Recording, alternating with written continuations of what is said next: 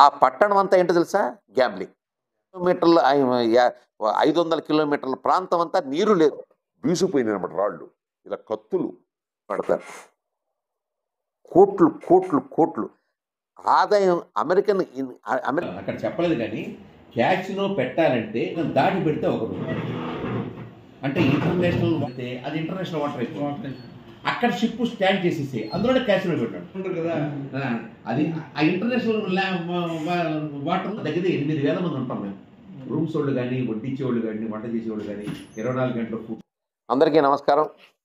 ఈరోజు ముఖ్యమంత్రి చంద్రబాబు నాయుడు గారు కూటమి ప్రభుత్వంలో ఉంటూ మాకు ఒక అద్భుతమైనటువంటి నిర్ణయాన్ని ప్రకటించారు. అదేంటంటే వాసవి మాత అమ్మవారి యొక్క ఆత్మార్పణ దినోత్సవానికి రోజున ప్రభుత్వ కార్యక్రమంగా చేయాలని ఒక నిర్ణయం తీసుకుంటూ ఏదైతే కనకదుర్గ అమ్మవారికి ప్రతి సంవత్సరం కూడా పట్టుబట్టలు తీసుకెళ్ళి ఇవ్వటం అనేది సాంప్రదాయంగా వస్తుందో అదే ప్రకారంగా ప్రతి సంవత్సరం అమ్మవారి ఆత్మార్పణ దినం రోజున అంటే రేపు 37 తారీఖున వస్తుంది. రేపు ఎల్లుండి 37 తారీఖున శుక్రవారం ఈ సంవత్సరం వస్తోంది.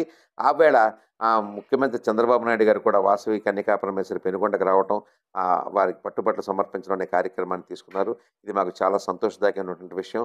ముఖ్యంగా ఆర్య వయసులకు సంబంధించి మొన్న కూడా మన డిసెంబర్ 15వ తారీఖున పొట్టి శ్రీరాములు గారు ఏనాడైతే ఆయన కాలం చేశారో ఆ రోజున ప్రభుత్వ సెలవు దినంగా ప్రకటించడం కాకుండా ప్రభుత్వ కార్యక్రమాలు ప్రభుత్వ ఆఫీసుల్లోనూ కూడా పొట్టి శ్రీరాములు గారికి నివాళులర్పించే కార్యక్రమం చేశారు.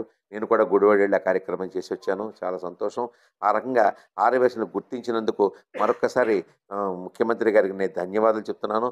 మనస్ఫూర్తిగా దైవ కార్యక్రమాలు చేయండి. దైవ కార్యక్రమాలు చేసిన ద్వారా మనకి మంచి శక్తి వస్తుందని చెప్పి మరొకసారి నేను చెప్పుకుంటూ ఆర్యవైశ్యులకి సంబంధించినటువంటి ఈ కార్యక్రమం 2 కార్యక్రమాలకి మీరు చేసినందుకు కూటమి ప్రభుత్వానికి ధన్యవాదాలు చెప్తూ ముఖ్యంగా చంద్రబాబు నాయుడు ప్రభుత్వానికి కూడా ధన్యవాదాలు చెప్తూ చంద్రబాబు నాయుడు గారు మరింత మా పేదల్లో వయసుల్లో కూడా చాలామంది పేదలు ఉన్నారు.